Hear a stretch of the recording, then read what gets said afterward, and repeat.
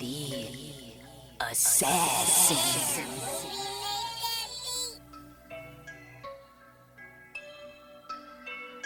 You know I break necks, call me Jack Tate. I have no regrets while your life is fading. I'm a crazy fuck equivalent to Satan. When I'm behind the mic, I feel like the greatest. You know I break necks, call me Jack Tate. I have no regrets while your life is fading. I'm a crazy fuck equivalent to Satan. When I'm behind the mic, I feel like the greatest. What up, y'all? You're listening to Sports Talk with Tropp, and I'm your host, Katie Tropp.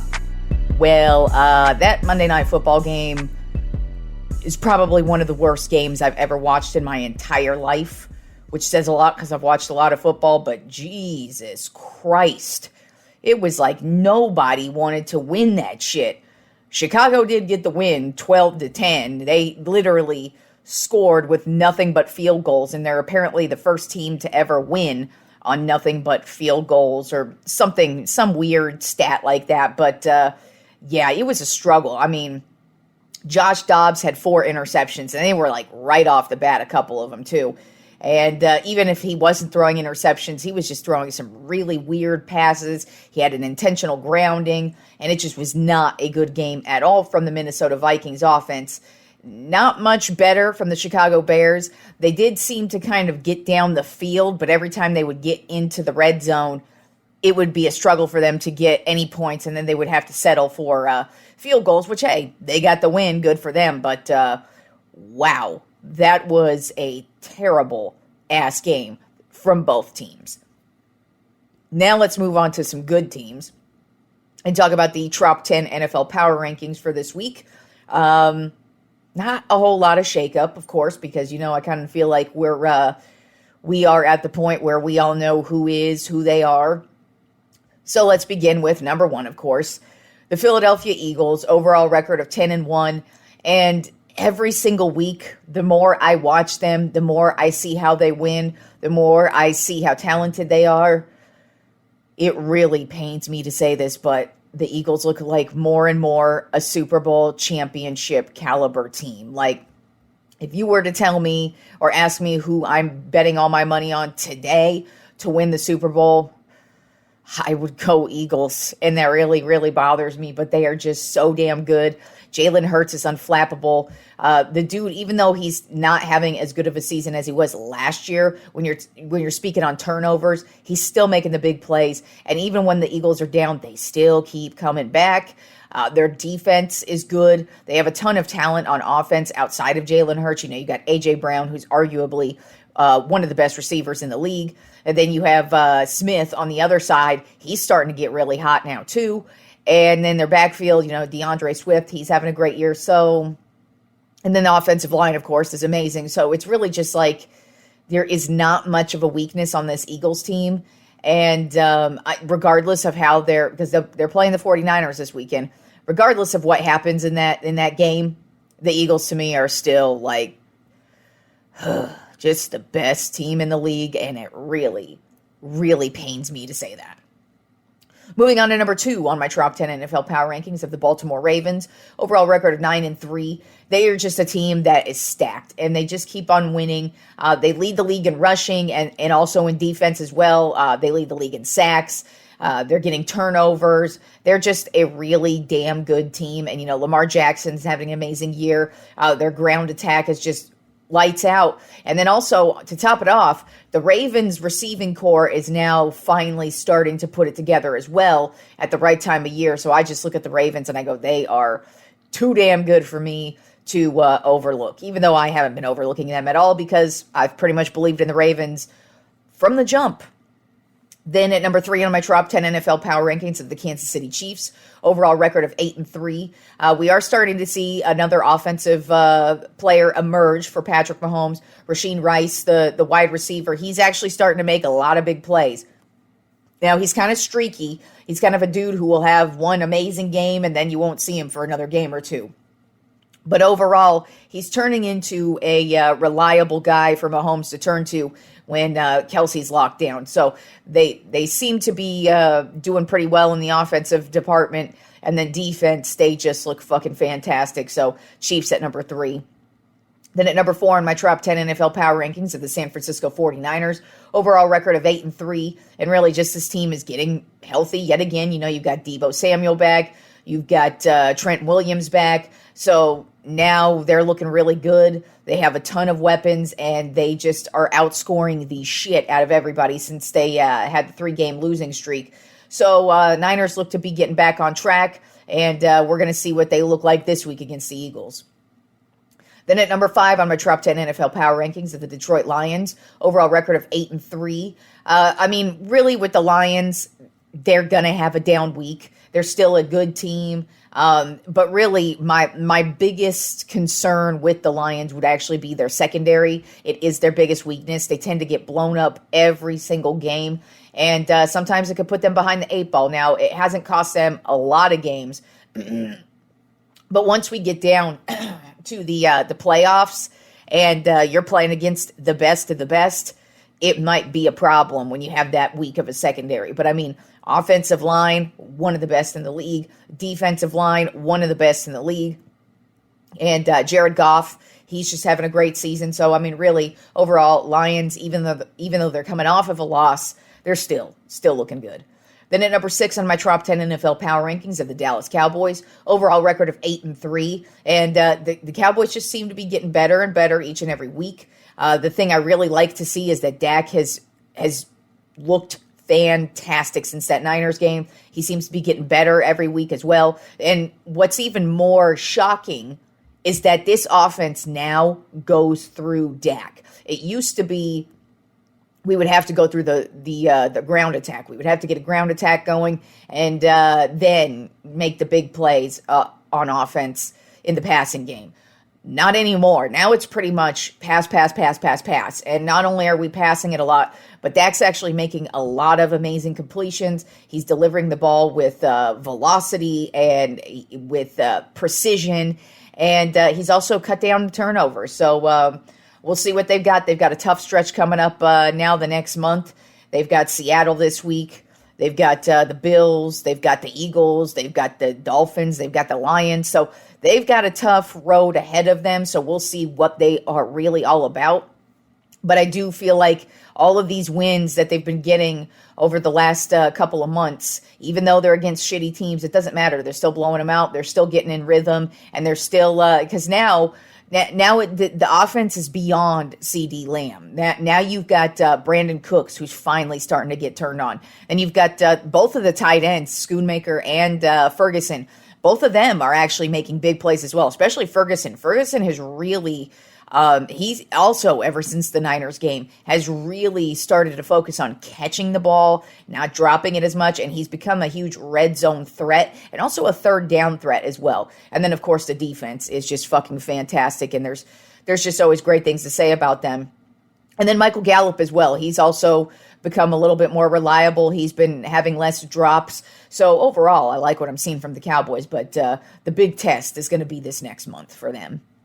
Then at number 7 on my top 10 NFL power rankings of the Jacksonville Jaguars, overall record of 8-3. One stat that I really dig about this team is they are undefeated on the road this season. So if they happen to, because I mean they are in the thick of things when it comes to the playoffs, they could potentially be the number 1 seed and end up with home field. But I just kind of feel like it doesn't matter with the Jaguars whether they have to go play somewhere else or if they're at home, because they're undefeated on the road. They've also won over in London as well. So this is just a very well-tested team. They seem to pass the test every time as well. They seem to be getting better.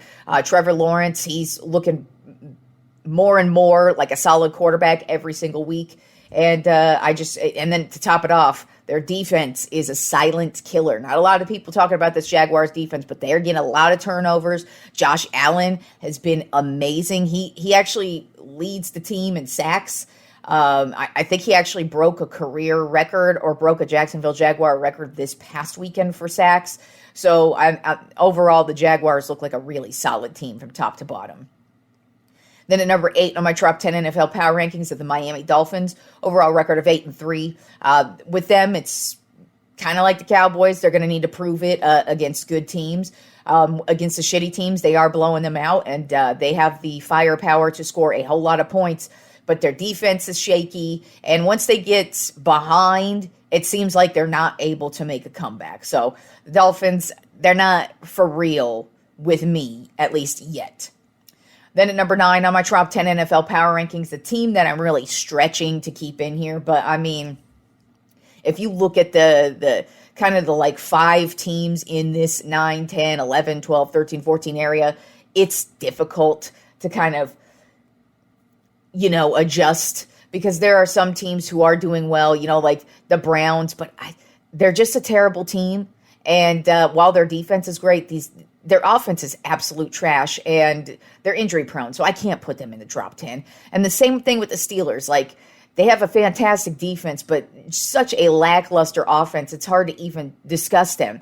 So I had to keep the Bills in the top 10 NFL Power Rankings this week at number 9, even though they are just regressing each and every week. Even in their wins, they're not really convincing anymore.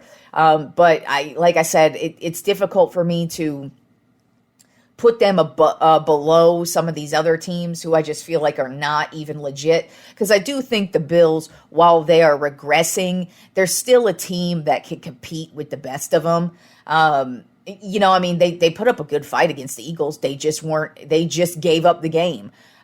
So it's hard for me to keep them here in the top 10. I kind of thought after they had lost to the Eagles, I was going to completely drop them out. But what's at the bottom here is just terrible. And so I just couldn't take them out just yet, even though I don't believe in them at all. They're completely regressing on the offensive side of the ball. They have no ground attack at all. And their defense is getting gassed towards the end of games as well. So it's just the Bills are not a convincing team, but here they are at number 9 on my top 10 NFL Power Rankings.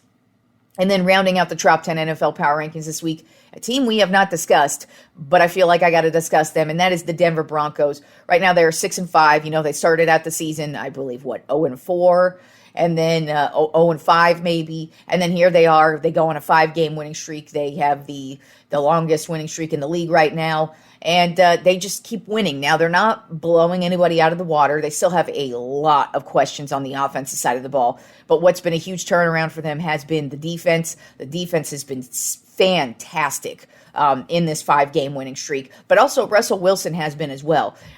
It sucks for him because he has a terrible offensive line, so he really has no time in the backfield, but when he does have time, he is killing it. And even when he doesn't have time, he tries to make the plays that he can make. But overall, he doesn't have a lot of weapons to go to, and he's got a terrible offensive line, so it's pretty much all on him. But he's doing what he can, and especially in the red zone, he is money in the red zone. As a matter of fact, he's got 17 touchdowns and 0 interceptions in the red zone this season. So he's having a great year, even though it doesn't feel like he's having a Russell Wilson type year. He actually is. Statistically, he's kept his head in the game all season long, and he's the quarterback, so he's got to take all the heat, and he's been pretty graceful in taking all the heat. All right, and now that we are about a month and a half away from the beginning of the playoffs, I'm going to start recapping the playoff picture every Wednesday as well, just to give you an idea of where we're at when we're looking at the playoffs. So let's begin with the AFC. If the playoffs were to begin today, right now, the Baltimore Ravens are the number 1 seed. The Kansas City Chiefs are the number 2 seed. The Jacksonville Jaguars are the number 3 seed. And the Miami Dolphins are the number 4 seed. And those are all the top 4, obviously, are the division winners or leaders right now. And then the wild card is the number 5 is the Pittsburgh Steelers. Number 6 is the Cleveland Browns. And number 7 is the Indianapolis Colts. And on the outside looking in right now, we have the Houston Texans, the Denver Broncos, and the Buffalo Bills. So it is, it's going to be pretty crazy this next month in the AFC because it's pretty much been dominated by the Chiefs for the most part. But here we are. We've got the Ravens with the number 1 seed. But, that could get shaken up anytime. And then that wild card end portion there, you got the Pittsburgh Steelers, the Browns, and the Colts, and it's like those are all 3 really shaky teams I don't believe in. And then you have Houston, Denver, and Buffalo kind of on the outside looking in. I just kind of feel like those wild card spots are going to be a battle until the last week of the season. And then turning to the NFC, number 1 seed is the Philadelphia Eagles. And to keep it quite real, the Eagles have such a lead, in my opinion, that I kind of feel like it's going to be very shocking if they don't end up as the number 1 seed. Just because, like I said, their lead is so high. And they're too goddamn good. Then at the number 2 seed right now is the San Francisco 49ers, number 3 seed, the Detroit Lions, and the number 4 seed, the Atlanta Falcons. So that top 4 right there, those are the division leaders. And then the wild card spots, number 5, the Dallas Cowboys, number 6, the Seattle Seahawks, and number 7, the Minnesota Vikings. With on the outside looking in right now, we've got the Green Bay Packers, the Los Angeles Rams, and the New Orleans Saints. So it's pretty convoluted over here in the NFC as well. Not so much in the AFC because, like I said, I feel like the Eagles are going to be the number 1 seed no matter what. To me, this Niners game is just another game. It matters way more to the Niners than it does the Eagles. Not that the Eagles want to lose this game, but I just kind of feel like no narrative changes to me with the Eagles if they are to lose to the Niners, even if they get their asses kicked, which I don't expect to happen. But I just kind of feel like the Eagles are going to be the number 1 seed no matter what. And then you look at the NFC South as well. Right now, the Falcons have the lead on the division, but that's definitely going to be something where it's probably going to be a battle between them and the Saints till the end of the season. And then, of course, these wild card spots. I kind of feel like the Cowboys are locked in on their wild card spot, and then those last couple of 2 wild card spots are going to be a battle between these teams here. We got the Seahawks, Minnesota, Green Bay, Rams, and New Orleans, and then you got to throw the Falcons in there too, just because they don't have a lock on the division. But I kind of feel like this is going to be a battle the next month of football, and not only is it going to be a battle, but it's like a lot of these good teams up at the top. They've got some crazy matchups. I mean, like I said, we've got Philly versus the Niners this weekend. So that's one big matchup. I know we've got the Chiefs and the Bills coming up soon. We've got another matchup between the Cowboys and the Eagles. So there's going to be a lot of these teams here beating each other up. And things could look a little bit different here the next month in the playoffs. Now let's move on to Week 13 and Thursday Night Football. This week's Thursday Night Football game is the Seattle Seahawks at my Dallas Cowboys. So I am totally looking forward to this. Cowboys are a 9.5-point favorite right now. Kenny Walker III, the running back for the Seattle Seahawks, he's not expected to play in this game, which is a huge, huge blow to this team. I kind of feel like he's a huge part of this offense, takes a whole lot of pressure off of Geno Smith. And so now this is going to be a high-flying shootout type of game for the Seahawks, and they don't want that with this Dallas defense. So I kind of look at this game as being a typical Cowboys game. What we've been getting from them for the last about month or so is I feel like it's just going to be straight domination. I feel like the offense is going to come out, look really solid, and then I feel like the defense is going to take advantage of no Kenny Walker III out there, and I just think it's going to be total domination by the Dallas Cowboys, 27-14. Now, moving on to the college football playoff top 10. This is basically it. The last week of the regular season was last week. So now we have all the championship games, for the conference championships. So this is essentially it. We'll have one more rankings next week, but this is basically it. This is who is going to go to the college football playoff. The top 4, of course, are in the college football playoff. Everybody else will just be playing for a nice little bowl game there. So let's get it started with this week. Number 1, no surprises here. Georgia, 12-0, rolling through everybody, but they are at Alabama this week, who's really been rolling. Alabama, they're coming off of a huge, huge win over Auburn this past weekend. And so they will be playing for the SEC championship. This is going to be a good game, but I just kind of feel like Alabama, they're not what they used to be, especially at the quarterback position. Georgia is looking like Georgia has over the last couple of seasons, and that's a national championship powerhouse. Whereas Alabama, yes, they definitely are a good-ass team, but they've had their moments, and like I said, their quarterback play is terrible. They're coming off of that really crazy win over Auburn, and so I just kind of feel like Georgia is going to take care of business and get the win this weekend. But do not be shocked if Alabama wins, because Alabama right now is on a roll. Then at number 2, we have Michigan. They are 12-0, and they will be playing the Big Ten championship game this weekend at Iowa, number 16 Iowa.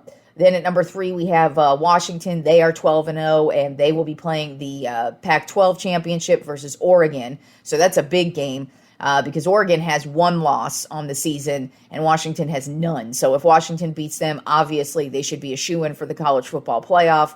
But if Oregon wins, they could be making a play for that last spot in there. Then at number 4, we have Florida State. They are 12-0, and they will be in the championship game this weekend against Louisville. Then at number 5, like I said, we've got Oregon, who's 11-1. They will be in their championship game against Washington. Then at number 6, we have Ohio State, who's 11-1. They just suffered that tough loss against Michigan this week. Then at number 7, we have my Texas Longhorns, Hook 'em Horns, motherfucker. They will be playing in the Big 12 championship game against Oklahoma State this week. And I got to say, I really am really happy with how the Longhorn season has gone this year. They've been so bad since, 2009 was the last time we had a 10-win season. That was when we lost the national championship to Alabama, and it's pretty much just been a crash course since then. I mean, we've had, 3-4 different coaches. We haven't been able to find a solid quarterback. And, pretty much we've had good players over the years, of course, but it's just we've never been competitive. We've got blown out by shitty teams we shouldn't get blown out by, like the Kansas States, the Texas Techs, Iowa States, those kind of teams. We shouldn't be losing to those kind of teams, but we have. And so when the Longhorns signed Sark, I didn't know what to expect from the dude. As a matter of fact, I was extremely skeptical because, of what happened with him at USC and him being a whole drunken mess over there. But, it seems like he turned everything around. He's sober now. He had his time at Alabama as the offensive coordinator, did great there. And then when we signed him, like I said, I was hesitant, not just because of that, but also because of the history of the Longhorns since Mac Brown left. It's just been a roller coaster. And it's nice to finally see not only them have a good season this year, but it's also nice just because Sark's doing what we should be doing. We've got better every single year under him. This year we got to 10 wins, which is the first time since 2009. We're going to the Big 12 championship game, which is a big deal. And even though we're number 7, depending on what happens over the weekend, there's a good shot. We've got an outside shot at making the college football playoff. Now, I don't really think it's going to happen. I kind of feel like if Florida State loses, then I feel like we'll be above them. But I don't know how we get above Washington or Oregon. And then Ohio State, I could see us jumping Ohio State, depending on how things look in the Big 12 championship game this weekend. But I feel like the Longhorns have a very outside shot at the college football playoff. But like I said, this is a good season for us. I like that we have Ewers, who's had a good, solid season. If we lose him to the NFL, which, in my opinion, if I'm Ewers, I kind of feel like his stock is the highest it's ever going to be. And he's also an injury-prone guy these last couple of seasons. I feel like he should declare for the draft. Now, I don't know what he's thinking, but that's just my thoughts, feelings, and opinions. And then we've got Arch Manning right behind him, who finally got put in a game this last game. And it was at the end, it was garbage time. But he showed some spark and showed some light. So it's nice that we have a future at quarterback, which has been a huge issue since Colt McCoy left. It's nice to have a solid team. It's nice to see us progress. And like I said, I'm happy with how their season has ended up so far. Of course, I want them to be in the college football playoff. But those are going to be my expectations next year for the Longhorns. But like I said, very, very happy as a Longhorns fan to see where we're at. Of course, I want to see us win the Big 12 championship game, of course, against Oklahoma State. But I really like what I see from this team, and I really like the future of this team. And we're going to the SEC next year, so that's a good thing that I like what I'm seeing here. Then at number 8 on the college football playoff top 10 this week, we have Alabama, who has just been rolling, and they are going to be in that SEC championship game against Georgia. So we'll see what happens there. Anything can happen there.